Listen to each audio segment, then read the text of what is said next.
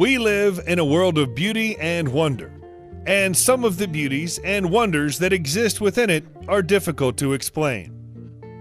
There are places that have scenery, size, and other properties that seem to not only be improbable, but on the verge of being totally impossible. Here are some of the most stunning and yet almost completely inexplicable locations on Earth and the fantastic stories behind them. If you thought the days of human beings living in caves by choice had come to an end centuries ago, you must have never been to Kandavon in the northwest of Iran. The houses here have been built directly into the rocks, and the secretive people who live inside them give away very little information about who they are or where they come from. Some of them claim that their cave homes have existed for more than 700 years, although evidence to back up that claim is thin on the ground. Some of the elders of the community even say that the original inhabitants built them after hiding in the caves while fleeing from the Mongol army, and they liked their temporary accommodation so much that they decided to stay. In the local language, the homes are known as Karan, a word that translates as beehives. To our eyes, they look a lot more like a gigantic termite colony, although it's thought that the caves were originally formed when Mount Sahand last erupted approximately 11,000 years ago.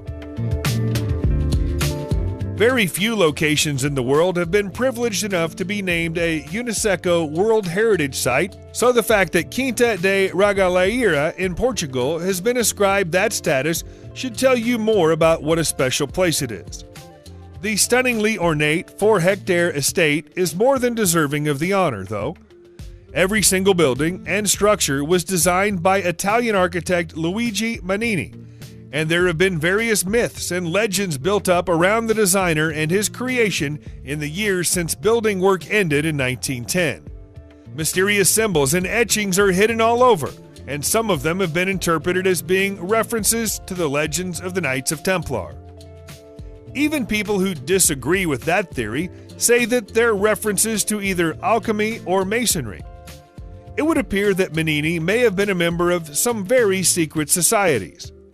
Perhaps the most impressive structures to be found there are the aquarium and the chapel, both of which were purpose-built to have the appearance of something that grew naturally from the rock. Sometimes the name of a location will tell you everything you need to know about the place. On other occasions, it will tell you nothing at all. We think there's a fairly solid clue in the name of the Moncton Magnetic Hill, which is in New Brunswick, Canada. For reasons scientists claim to have been able to explain, the usual laws of gravity don't seem to apply on the hill. When cars began to drive up the hill in the 1930s, drivers began to notice something extremely unusual. When they let go of the brakes at the bottom of the hill and allow their cars to roll, they roll back up the hill. That's not all. Water runs uphill here too, and so do balls, tires, and anything else you could place on the ground to test the effect. Experts say that this is an optical illusion known as the gravity hill effect, where what appears to be uphill is actually just part of a larger incline that goes downhill. But the explanation doesn't wash with a lot of people. Inevitably, that's led to a lot of stories of ghosts, UFOs, and other mysterious forces at work on the hill. Kurtatinsky Gorge in North Ossetia is one of the most famous areas of natural beauty in all of Russia. But one of the most popular attractions to be found there isn't in any way natural. There's a route you can take through the gorge known as the Miracle Trail, and its best-known feature is a huge sword that's been plunged deep into a rock. Nobody knows how long it's been there, and nobody knows how it got there. The most popular story about it is that it once belonged to a huge hunter who encountered a traveler while walking the length of the trail. He and the traveler were known to each other and were enemies. In fact, the hunter had sworn to kill the traveler if he ever saw him again. The traveler, though, was weak and injured. Instead of attacking him, the hunter reconciled with him and helped him on his way, ending their blood feud by driving his sword into the stone. That's why to some people it's known as the Sword of the Bloodmen. That's likely to be nothing more than a myth, but how did it really get there? Is it nothing more than a fake reference to the legend of King Arthur, or something more profound? In almost every part of the world, there are legends about giants roaming the land in times of antiquity. In some places, there are even hints of evidence that there's more to the tales than just legends. If there were giants, perhaps there were also dwarfs. And if there were dwarfs, they might have gathered together in Makhonik in Iran. Until just over 100 years ago, the average height of a human being living in Makhonik was more than 1.5 feet shorter than the height of humans living everywhere else in Iran. These were small people, and their architecture proves it. This village has existed for 1,500 years, and yet for 1,400 of those years, the average resident was barely 3.5 feet tall. There may be a scientific explanation to this. It would have been hard to raise animals in the hot, dry conditions around Makhonik, so there was little meat and very few vegetables. The Makhonik diet was an unhealthy diet, and that may have led to malnutrition and stunted growth. Only when the 20th century brought roads and cars did the situation change, hence the residents now being larger than they were. The first thing you'll notice when you look at the skyline of Alberobello in Italy is that the rooftops look a lot less flat and square than what you're used to seeing. This is known as the spinning top village of Italy, and it's easy to see why. The strange design of the homes here is born of a conflict between the Spanish and the Italians during the 17th century. The area was under the control of the Spanish at the time, and the King of Naples had sent tax collectors to Puglia. Fearing that an unpayable bill would soon be received, local leader Count Acquaviva ordered the construction of so-called Trullo houses, homes that were built without mortar and topped with conical roofs for his people to live in. The reason was that they could be taken apart quickly and therefore hopefully wouldn't be subject to any settlement tax. The Count was eventually overthrown by his own people, leading to the proclamation of Alberobello as a royal town. But the buildings created at the Count's insistence are still standing. Building properties this way has become a tradition since then, one that's still observed today. Depending on who you believe, the Huaxi village in Guiyang, China is one of two things. If the Chinese government is to be believed, it's the richest village in the world, and one of the finest and most prosperous achievements of communism. If defectors are to be believed, it's a sham that's been specifically engineered for the purposes of pro-Chinese and pro-communist propaganda. We can't tell you what's true and what isn't, but it's definitely a very strange place.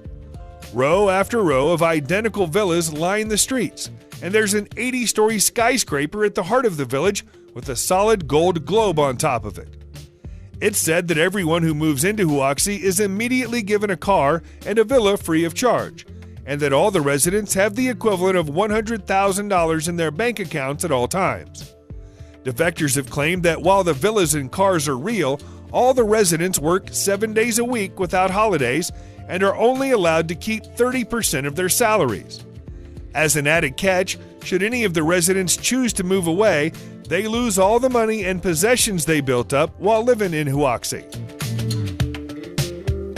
There are incredible historical sites all over Peru, some of which date back thousands of years. So it's unsurprising that a few of them get missed by all but the most well-informed of visitors. Hardly anyone knows about the stone prison in the tiny town of Haquira, deep in the Peruvian highlands, but it's definitely worth seeing if you ever find yourself in the area. Nobody seems to know exactly when the megalithic prison was created, but the most widely believed theory is that it was used by the early Spanish invaders who wanted to keep the Inca people out of the way while they stole all their silver and gold. Some people even believe that enslaved Inca people were forced to create the prison themselves, but the sophistication and quality of the doors and chambers suggest otherwise. This may be a much older structure, one which the Spanish just happened to come across and decided to repurpose. The stone shaping technology required to create these openings in such precise shapes shouldn't have existed at the time they were allegedly made, and yet here they are. This could be yet another example of ancient technology that's been lost over the years. There's a place close to Bella, Pakistan that's so ancient and mysterious that both its name and true purpose are long forgotten. Some call it Gondrani. Some call it the cave city of Les Bella. It's also been known as the House of the Spirits and the town of Mai Guadrani. The only thing known about it, it's been there for a very, very long time. The current pet theory of archaeologists and historians is that it was first occupied during the 9th century and housed a reclusive group of Buddhists. There are certainly Buddhist elements about the design of the caves, but the question of exactly who built them and when has never been answered with solid evidence, and may never be.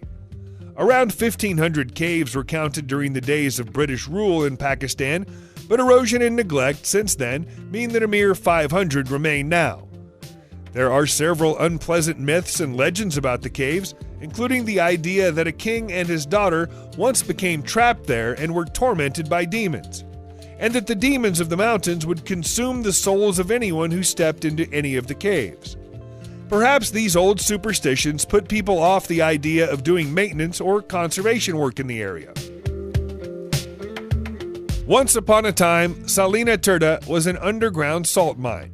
Now it's a science fiction theme park.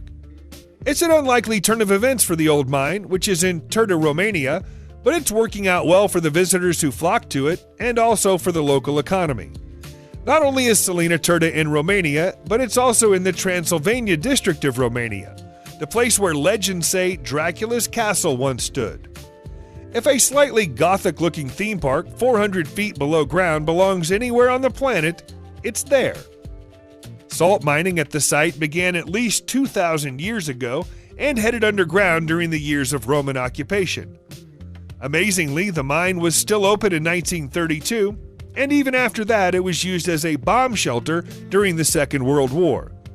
If you can cope with being so far below the safety of the surface, where there was once nothing but salt and tired miners, there's now a full-size Ferris wheel, pool tables, bowling alleys, an amphitheater, and plenty more.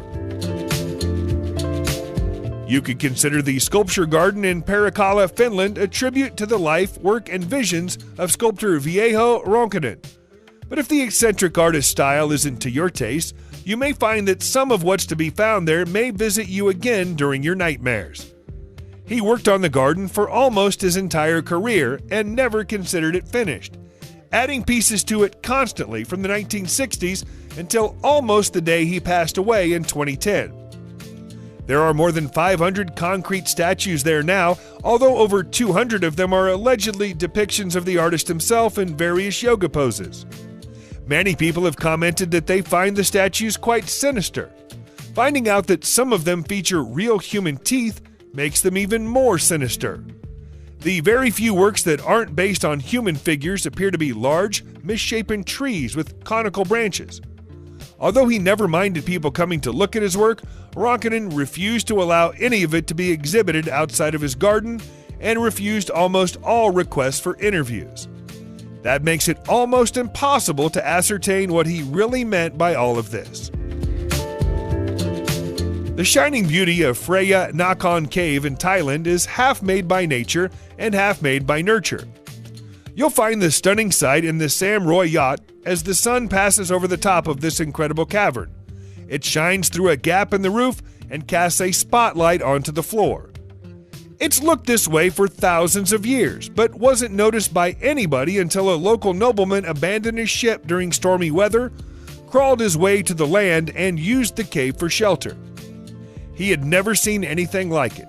Stalactites and stalagmites ran from almost the floor to the ceiling, and crooked trees ran up the sides of the walls, straining to reach the light. The pavilion on the cavern floor wasn't added until 1890, when a decision was made to spruce the place up a bit for the impending visit of King Rama V. The king enjoyed his visit and signed the cavern wall. That started a tradition. Almost every Thai monarch since has been to Freya Nakhon, and the walls carry all of their signatures.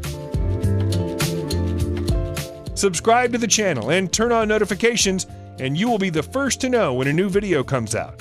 Thank you for watching, and see you in the next video.